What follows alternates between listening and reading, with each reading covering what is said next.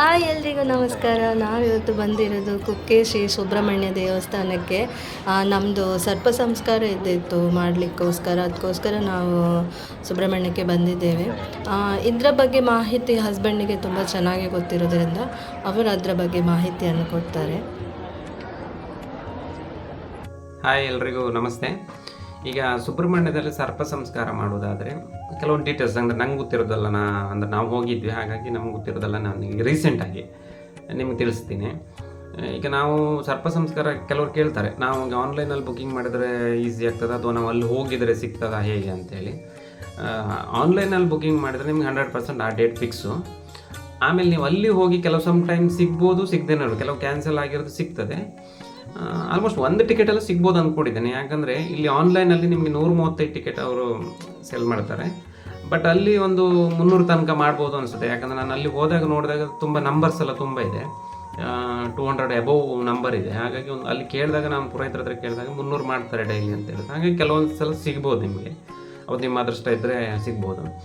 ಏನಕ್ಕೂ ನೀವು ಈಗ non veg ಮತ್ತೊಂದು ಏನಲ್ಲ, ನೀವು ಹೆಂಗೆ ಎಷ್ಟು ಬಿಡ್ತೀರಿ ದೇವ್ರ ಕಾರ್ಯಕ್ಕೆ ಪೂಜೆಗೆಲ್ಲ ಅಷ್ಟು ಬಿಟ್ಕೊಂಡು ಫಸ್ಟ್ ಹೋಗಿ. ಆಮೇಲೆ ಇನ್ನೊಂದಾಗಿ ನೀವೀಗ ಬುಕ್ಕಿಂಗ್ ಮಾಡ್ತೀರಿ. ಈಗ ಬುಕ್ಕಿಂಗ್ ಪ್ರೊಸೆಸ್ಸಿಗೆ ಹೋದರೆ ನೀವೀಗ 1.5 ತಿಂಗಳು ಮೊದಲು ಪ್ರಿಪೇರ್ ಆಗಬೇಕು. ಯಾಕಂದರೆ ಅದು ಆಲ್ಮೋಸ್ಟ್ ಸಿಗೋದಿಲ್ಲ, 1.5 ತಿಂಗಳ ತನಕ ಆಲ್ಮೋಸ್ಟ್ ಬುಕ್ಕಿಂಗ್ ಆಗಿರುತ್ತದೆ. ನೀವು ಕರೆಕ್ಟಾಗಿ ಡೇಟ್ ನೋಡ್ಕೊಳ್ಳಿ. ಯಾಕಂದರೆ ನಿಮ್ಮ ಮನೆಯವರು ಯಾರೋ ಈ ಮಹಿಳೆಯರೆಲ್ಲ ಇರ್ತಾರಲ್ಲ, ಅವ್ರದ್ದೆಲ್ಲ ಡೇಟು ಪೀರಿಯಡ್ಸ್ ಅದೆಲ್ಲ ನೋಡ್ಕೊಳ್ಳಿ. ಯಾಕಂದರೆ ಕ್ಯಾನ್ಸಲ್ ಯಾವುದೇ ಕಾರಣಕ್ಕೂ ಕ್ಯಾನ್ಸಲ್ ಮಾಡಲಿಕ್ಕೆ ಆಗೋದಿಲ್ಲ. ಅವರು ಸರ್ಪ ಸಂಸ್ಕಾರ ಮಾತ್ರ ಒಂದು ಸಲ ಪೋಸ್ಟ್ಪೋನ್ ಮಾಡ್ಬೋದು ನೀವು. ಈಗ ನೀವು 1ನೇ ತಾರೀಕಿಗೆ ಮಾಡಿದರೆ ಅವತ್ತು ಹೋಗ್ಲಿಕ್ಕೆ ಆಗಲಿಲ್ಲ ಅಂತ ಹೇಳಿದರೆ ಪುನಃ ಅದೇ ಆನ್ಲೈನಿಗೆ ಹೋಗಿ ನಿಮಗೆ ಅದು ಮರು ನೋಂದಣಿ ಅಂತ ಇದೆ, ಅಲ್ಲಿ ಹೋಗಿ ಪುನಃ ನಿಮ್ಗೆ ಯಾವಾಗ ಕಾಲಿದೆ ಅಂದರೆ 1.5 ತಿಂಗಳ ನಂತರ ಮತ್ತೆ ಪುನಃ ವಾಪಸ್ ಸಿಗ್ತದೆ. ಸೊ ಹಾಗಾಗಿ ನೋಡ್ಕೊಳ್ಳಿ, ಕರೆಕ್ಟಾಗಿ ಡೇಟ್ ಫಿಕ್ಸ್ ಮಾಡ್ಕೊಳ್ಳಿ. ಮತ್ತು ನೀವು ಮರು ನೋಂದಣಿನ ಸಡನ್ಲಿ ಮಾಡಬೇಡಿ. ನಿಮಗೆ ಆಗೋದಿಲ್ಲ ಅಂತಂದರೆ 1 ವೀಕ್ ಅಥವಾ 3 ಡೇಸ್ ಇರೋ ತನಕ ವೆಯ್ಟ್ ಮಾಡಿ, ಆವಾಗ ಬೇಕಾದ್ರೆ ಮರು ನೋಂದಣಿ ಹಾಕಿ ಪೋಸ್ಟ್ಪೋನ್ ಮಾಡ್ಕೊಳ್ಳಿ. ರೂಮ್ ಬುಕ್ಕಿಂಗ್ ಕೂಡ ಅಷ್ಟೇ, ನೀವು ಸಡನ್ನಾಗಿ ರೂಮ್ ಬುಕ್ ಮಾಡ್ಕೋಬೇಡಿ. ನೀವು 1.5 ತಿಂಗಳು ಮೊದಲೇ ನೀವು ಮಾಡಿಕೊಂಡು 1.5 ತಿಂಗಳು ಮೊದಲೇ ರೂಮ್ ಬುಕ್ಕಿಂಗ್ ಎಲ್ಲ ಮಾಡಬೇಡಿ. ಯಾಕಂದ್ರೆ ರೂಮ್ ಬುಕ್ಕಿಂಗ್ ಎಲ್ಲ ಕ್ಯಾನ್ಸಲೇಷನ್ ಇಲ್ಲ, ಒಂದು ಸಲ ಬುಕ್ಕಿಂಗ್ ಮಾಡಿದರೆ ಅದು ಮುಗೀತು. ಹಾಗಾಗಿ ರೂಮ್ ಬುಕ್ಕಿಂಗೆಲ್ಲ ನೀವು 1 ವೀಕ್ ಇರುವಾಗೆಲ್ಲ ಮಾಡ್ಕೊಳ್ಳಿ, ಸಿಗುತ್ತೆ.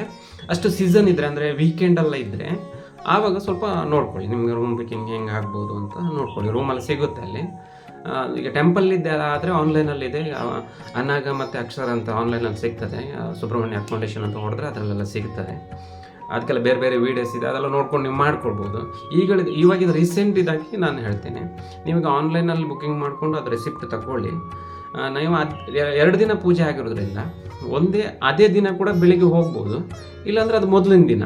ನೀವೀಗ 2ನೇ ತಾರೀಕಿಗೆ ನಿಮಗೆ ಪೂಜೆ ಆದರೆ ಅಥವಾ 1ನೇ ತಾರೀಕಿಗೆ ಸಂಜೆ ಹೋಗಿ, ಇಲ್ಲಾಂದರೆ 2ನೇ ತಾರೀಕಿಗೆ ಬೆಳಿಗ್ಗೆ ಕೂಡ ಹೋಗ್ಬೋದು. ಬಟ್ 2ನೇ ತಾರೀಕು ಬೆಳಿಗ್ಗೆ ಅಂದರೆ ನೀವು ಸ್ನಾನ ಮಾಡಿಕೊಂಡು ಮತ್ತೆ ಹೋಗೋದಲ್ಲ ಅಂದರೆ ಗಡ್ಬಿಡಿ ಆಗುತ್ತೆ ಅಂತ ಹೇಳಿದರೆ ಮೊದಲ ದಿನ ಹೋಗಿ ಅಲ್ಲಿ ಕೌಂಟ್ರ್ ಇದೆ ನೋಡಿ, ಇಲ್ಲಿ ಸುಬ್ರಹ್ಮಣ್ಯದಲ್ಲಿ ಟೆಂಪಲಿನ ಎಡಭಾಗದಲ್ಲಿ, ಬಲಭಾಗದಲ್ಲಿ ನಿಮಗೆ ಅಲ್ಲಿ ಲಗೇಜ್ ಕೌಂಟ್ರು, ಆಮೇಲೆ ನಿಮಗೆ ಪ್ರಸಾದಕ್ಕಲ್ಲ, ನಾವೀಗ ಲಡ್ಡು ಪ್ರಸಾದ ಏನು ಬೇರೆ ಸೇವೆಯನ್ನು ಮಾಡಿಸ್ತೀವಲ್ಲ ಆ ಕೌಂಟ್ರಲ್ಲ, ಅದರ ಅಪೋಸಿಟ್ ಈಚೆ ಇದೆ. ಅಂದರೆ ಟೆಂಪಲಿಂದ ಲೆಫ್ಟ್ ಸೈಡ್ ನಾನು ತೋರಿಸ್ತಾ ಇದ್ದೇನೆ ನೋಡಿ, ಇದು ಸರ್ಪ ಸಂಸ್ಕಾರ ಮಾಹಿತಿ ಕೊಠಡಿ ಅಂತ ಇದೆ. ಇಲ್ಲಿ ನೀವು ಆ ರೆಸಿಪ್ಟನ್ನು ತೋರಿಸಿದರೆ ಅವರು ಅದಕ್ಕೆ ಒಂದು ನಂಬರ್ ಹಾಕಿ ಕೊಡ್ತಾರೆ.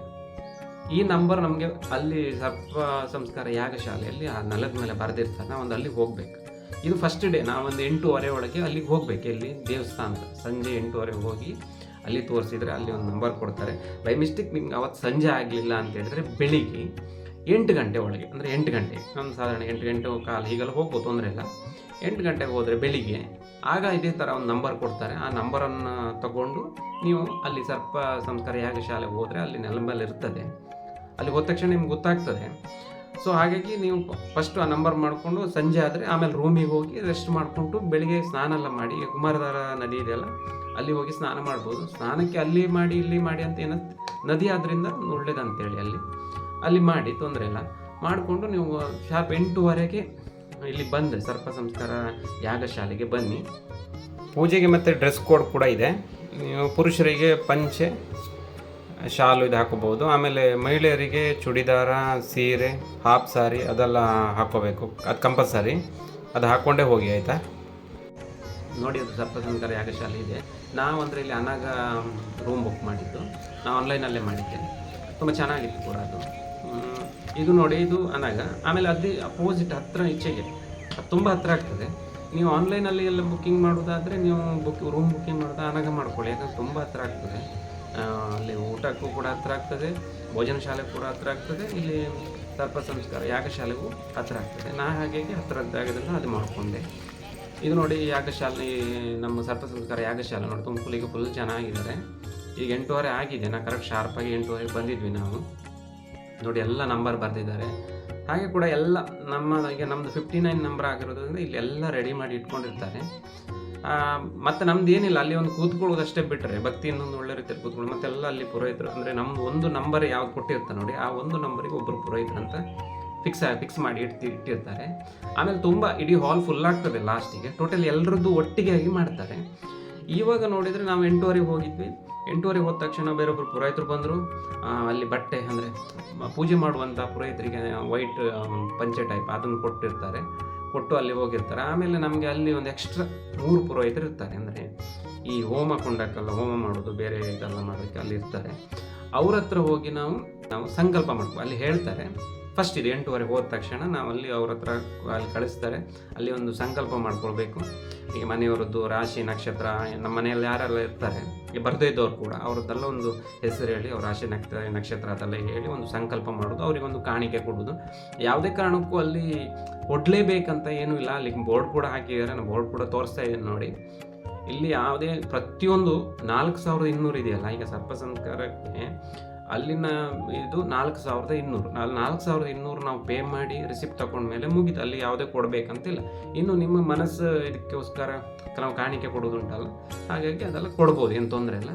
ಆಮೇಲೆ ಇಲ್ಲಿ ಸಂಕಲ್ಪ ಮಾಡಿ ಮುಗಿದ ಮೇಲೆ ಆಮೇಲೆ ಅಲ್ಲಿ ಹೇಳ್ತಾರೆ 10 ಗಂಟೆಗೆ ಅಂತ. ನಿಮ್ಮೊಂದು 8:30 ಸ್ಟಾರ್ಟ್ ಆದರೆ ಒಂದು 9 ಗಂಟೆ ಮುಗೀತು, 9 ಆ ಥರ ಮುಗಿದ್ರೆ ಇನ್ನು ನೀವು 1 ಗಂಟೆ ಟೈಮ್ ವೆಯ್ಟ್ ಮಾಡಬೇಕು. 10 ಗಂಟೆ ಆದಾಗ ನೀವು ಅಲ್ಲಿ ಕೂತ್ಕೊಳ್ಬೋದು, ಅಲ್ಲಿ ತಿರುಗ್ಬೋದು, ಹತ್ತಿರದಲ್ಲೆಲ್ಲ ತಿರುಗ್ಬೋದು. ಆಮೇಲೆ 10 ಗಂಟೆ ಬಂದಾಗ 10 ಗಂಟೆಗೆ ನಿಮಗೆ ಒಬ್ಬರು ಪುರೋಹಿತರಂತ ಫಿಕ್ಸ್ ಆಗಿರೋ ಅವ್ರು ಬರ್ತಾರೆ. ಅವ್ರು ಬರೋ ಮೊದಲೇ ಎಲ್ಲ ಅಲ್ಲಿ ರೆಡಿಯಾಗಿರ್ತದೆ ನೋಡಿ. ನಾಗ 2 ಇದು ಅದೆಲ್ಲ ರೆಡಿಯಾಗಿರ್ತದೆ. ನಿಮ್ಗೆ ಜಾಸ್ತಿ ಮಾಹಿತಿ ಏನೇ ಬೇಕಿದ್ರು ನಿಮಗೆ ಅಲ್ಲಿ ಇರ್ತಾರಲ್ಲ ಆ ಪುರೋಹಿತರು, ನಿಮಗೆ ಅಲರ್ಟ್ ಆದಂಥ ಪುರೋಹಿತರು ಇರ್ತಾರಲ್ಲ, ಅವ್ರ ಹತ್ರ ಏನೋ ಮಾಹಿತಿ ಬೇಕಾದ್ರೆ ಕೆಲವು ಕೂಡ ಹೇಳ್ತಾರೆ ಎಲ್ಲರೂ.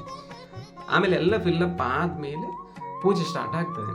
ಪೂಜೆ ಒಂದು 12 ಗಂಟೆ ಒಳಗೆ ಮುಗೀತದೆ, ಜಾಸ್ತಿ ಏನಿರಲ್ಲ. ಕೂತ್ಕೊಳ್ಳೋದೇ ಒಂದು ಸ್ವಲ್ಪ ಇದಷ್ಟೇ ಬಿಟ್ಟರೆ ನಿಮ್ಗೆ 12 ಗಂಟೆ ಒಳಗೆ ಎಲ್ಲ ಪೂಜೆ ಮುಗಿತದೆ. ಆಮೇಲೆ ಅಲ್ಲಿ ಹೋಮ ನಡೀತದೆ. ಹೋಮದಲ್ಲಿ ಆಮೇಲೆ ಪೂಜೆ ಮಾಡಿದಂಥ ಒಂದು ನಾಗನಿಕನ್ನು ಅಲ್ಲಿ ಹಾಕ್ತಾರೆ. ಹಾಗೆ ಮತ್ತೆ ನಿಮಗೆ ಹೇಳಿದಲ್ಲ, ಮಾಹಿತಿ ಬೇಕಾದ್ರೆ ಅವ್ರು ಕೇಳ್ಕೊಡಿ. ಪೂಜೆ ಎಲ್ಲ ಮುಗೀತಾರೆ. ಆಮೇಲೆ ನೆಕ್ಸ್ಟ್ ಡೇ ಹೇಳ್ತಾರೆ ಅವರು, ನೆಕ್ಸ್ಟ್ ಡೇ ಶಾರ್ಪ್ 5:30 ಬನ್ನಿ ಅಂತ ಹೇಳ್ತಾರೆ. ಇವತ್ತು ಯಾವುದೇ ದೇವಸ್ಥಾನ ಅಂದರೆ ದೇವಸ್ಥಾನ ಒಳಗಡೆ ಹೋಗ್ಬೇಡಿ, ನಿಮಗೆ ಶೋಧಕ ಇರ್ತದೆ ಅಂತ ಪುರೋಹಿತರ ಮಾಹಿತಿ ಕೊಡ್ತಾರೆ. 12 ಗಂಟೆ ಆದ್ದಿಂದ ಅಲ್ಲಿ ಹತ್ತಿರ ನಿಮ್ಗೆ ಅಲ್ಲೇ ಬ್ಯಾಕ್ ಸೈಡಲ್ಲಿ ಭೋಜನ ಶಾಲೆ ಇದೆ, ಅಲ್ಲಿ ಊಟ ಮಾಡಿ ಅಂತ ಹೇಳ್ತಾರೆ. ಫಸ್ಟ್ ದಿನ ಅಲ್ಲಿ ನಮಗೆ 12 ಗಂಟೆ 12:30 ಹೋದಾಗ ಅಲ್ಲಿ ಊಟ ಆಗುವಾಗ, ಅಲ್ಲಿ ಊಟಕ್ಕೆ ಹೋಗುವಾಗ ಅದೇ ರಿಸಿಪ್ಟನ್ನು ಇಟ್ಕೊಂಡು ಹೋಗಿ, ಯಾಕಂದರೆ ಅದೆಲ್ಲ ಚೆಕ್ ಮಾಡಿದರೆ ಎಷ್ಟು ಜನ ಅಂತ ಕೇಳ್ತಾರೆ ನಿಮ್ಮದು. ಅದನ್ನು ನೋಡಿಕೊಂಡು ಆಮೇಲೆ 4 ಜನ ಅಂತೇಳಿ ಇದೆ. ಅಂದರೆ ಒಂದು ಇದಕ್ಕೆ ನಿಮಗೆ ಬುಕ್ಕಿಂಗ್ ಮಾಡುವಾಗ ಒಂದು 4 ಜನ ಅಂತ ಇರ್ತದೆ. ಒಂದು ರೆಸಿಪ್ಟಿಗೆ ಅಂದರೆ ಒಂದು ಬುಕ್ಕಿಂಗಿಗೆ 4 ಜನ ಹೋಗ್ಬೋದು ಅಂತಂದರೆ ಅಲ್ಲಿ ಕೂತ್ಕೊಳ್ಳಿಕ್ಕೆ ವ್ಯವಸ್ಥೆ. ಬಟ್ ಕೆಲವೊಂದು ಸಲ ಆಚೆ ಆಗ್ತದೆ 5 ಜನ 6 ಜನನೂ ಆಗ್ಬೋದು, ಏನು ತೊಂದರೆ ಇಲ್ಲ. ಅದಕ್ಕೇನು ಅಷ್ಟು ಹಾಗೇನು ರೆಸ್ಟ್ರಿಕ್ಷನ್ ಇಲ್ಲ, ಹೋಗ್ಬೋದು, ತೊಂದರೆ ಇಲ್ಲ. ಕೆಲವೊಂದಿಗೆ ಕಡಿಮೆ ಇರ್ತದೆ, 2-3 ಜನ ಎಲ್ಲ ಬರ್ತಾರೆ. ಹಾಗಾಗಿ ಊಟಕ್ಕೆ ಹೋದಾಗ ಊಟ ಅವತ್ತು ಅನ್ನ ಸಾಂಬಾರು ಮಾಮೂಲಿ ಊಟ ಪಾಯಸ ಎಲ್ಲ ಇರ್ತದೆ, ಅದು ಊಟ ಮಾಡಿ ಆಮೇಲೆ ಅಲ್ಲೇ ಹೇಳ್ತಾರೆ 6 ಗಂಟೆಗೆ ಟೀಗೆ ಬನ್ನಿ ಅಂತ. ಯಾಕಂದರೆ ಸರ್ಪ ಸಂಸ್ಕಾರಕ್ಕಂತೇಳಿ ಅಲ್ಲೇ ಈರುಳ್ಳಿ ಮತ್ತು ಬೆಳ್ಳುಳ್ಳಿ ಹಾಕದೇ ಇರುವಂಥ ಐಟಮ್ನ ಮಾಡ್ತಾರೆ. ಹಾಗಾಗಿ ಅಲ್ಲೇ ಊಟ ಮಾಡಬೇಕು ಅಂತ ಒಂದು ಇದೆ, ಹೊರಗಡೆ ಎಲ್ಲ ಮಾಡಬಾರ್ದು ಅಂತ. ಹಾಗಾಗಿ ಅವತ್ತು ತಿಂಡಿ ಎಲ್ಲ ತಿಂದ್ಕೊಂಡು ಅಂದರೆ 6 ಗಂಟೆಗೆ ಮತ್ತು ಮಧ್ಯಾಹ್ನ ಊಟ ಆದ ತಕ್ಷಣ ಮತ್ತು 6 ಗಂಟೆಗೆ ಸೇಮ್ ಹೋಗಿ ಅಲ್ಲಿ ಎಲ್ಲ ಇದನ್ನು ತಿಂದ್ಕೊಂಡು ಸಂಜೆ ಅಂದರೆ ನಿಮಗೆ ಅವಲಕ್ಕಿ, ಉಪ್ಪಿಟ್ಟು ಅವಲಕ್ಕಿ ಮತ್ತು ಟೀ, ಕಾಫಿ, ಹಾಲು ಇದಿಷ್ಟು ಕೂಡ ಇದೆ. ಇದು ಯಾವ್ದು ಬೇಕಾದ್ರೂ ತಗೊಳ್ಬೋದು ನೀವು. ಅದು ಮುಗಿಸಿದ ಮೇಲೆ ಇನ್ನು ಬೆಳಿಗ್ಗೆ ಕೂಡ ಅಷ್ಟೇ ಬೇಗ ಎದ್ದು ಸ್ನಾನ ಮಾಡಿ, ನೆಕ್ಸ್ಟ್ ಡೇ ಬೆಳಿಗ್ಗೆ ಬೇಗ ಎದ್ದು ಸ್ನಾನ ಮಾಡಿ 5:30 ಶಾರ್ಪ್ 5:30 ಹೋಗಿ. ಯಾಕಂದರೆ 8:30 ಆದರೂ ಸ್ವಲ್ಪ ಆ ಕಡೆ ಈ ಕಡೆ ಆದರೆ ತೊಂದರೆ ಇಲ್ಲ, ಪುರೋಹಿತರಲ್ಲಿ ಬಂದು ಸ್ವಲ್ಪ ಲೇಟ್ ಆಗುತ್ತೆ. 5:30 ಸ್ವಲ್ಪ ನಾವು ಹೋಗುವಾಗಲೂ ಪುರೋಹಿತರು ರೆಡಿಯಾಗಿರ್ತಾರೆ. 5:30 ಹೋದರೆ ನಿಮ್ಗೆ ಪೂಜೆ ಎಲ್ಲ ಸ್ಟಾರ್ಟ್ ಆಗ್ತದೆ.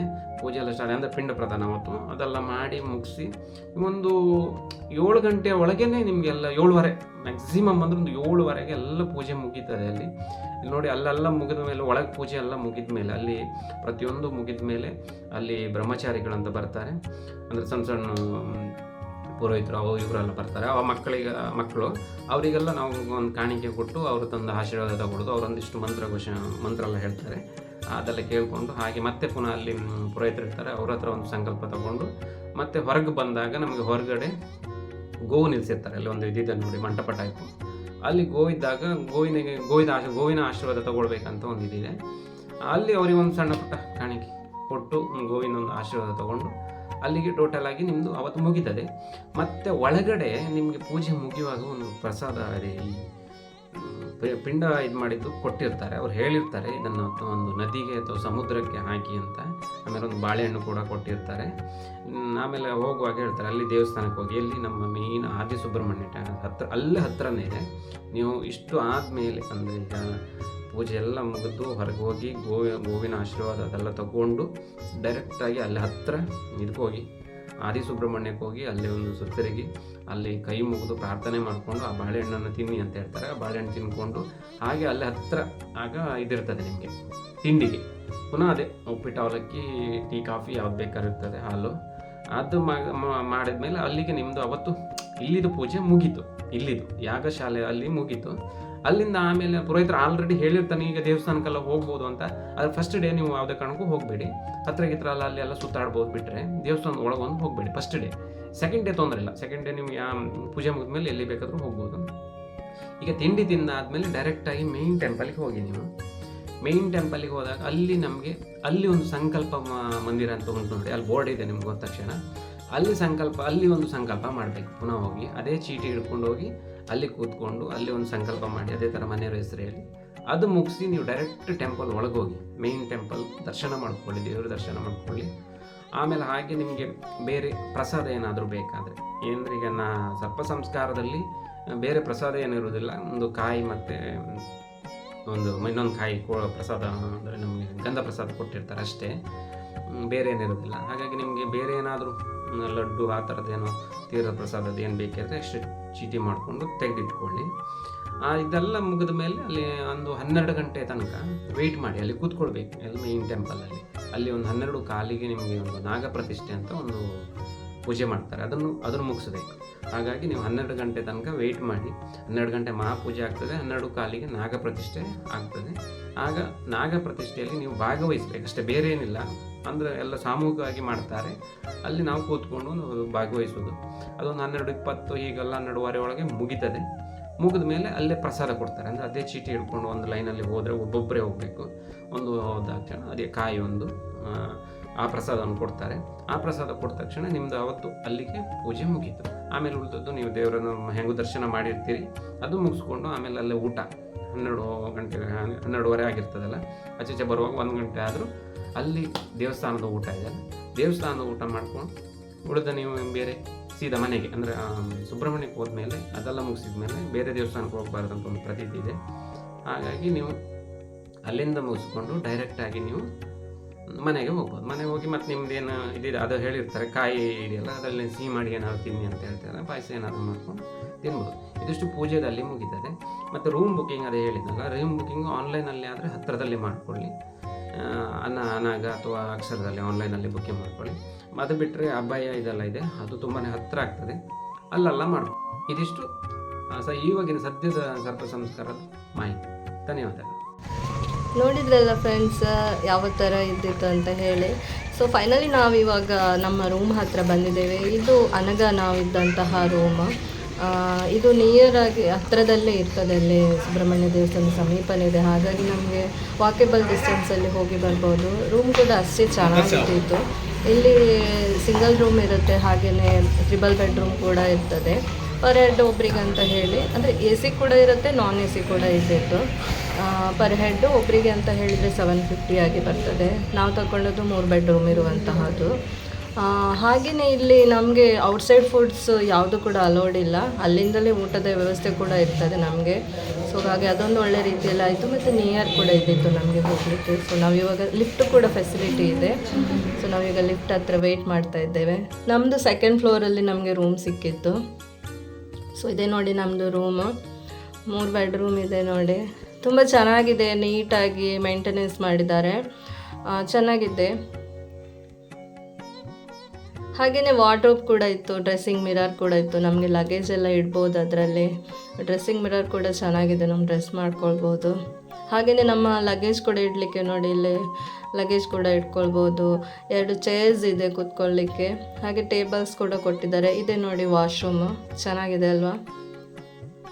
ಸೊ ನೋಡಿದ್ರಲ್ಲ ಫ್ರೆಂಡ್ಸ್, ಈ ವಿಡಿಯೋ ಇಷ್ಟ ಆಯ್ತು ಅಂತ ಅಂದ್ಕೊಳ್ತೇನೆ. ಹಾಗೆ ನಾನು ನಿಮಗೆ ಮತ್ತೆ ಮುಂದೆ ನೋಡಿದ್ರೆ ಸಿಗ್ತೇನೆ. ಅಲ್ಲಿ ತನಕ ಬಾಯ್.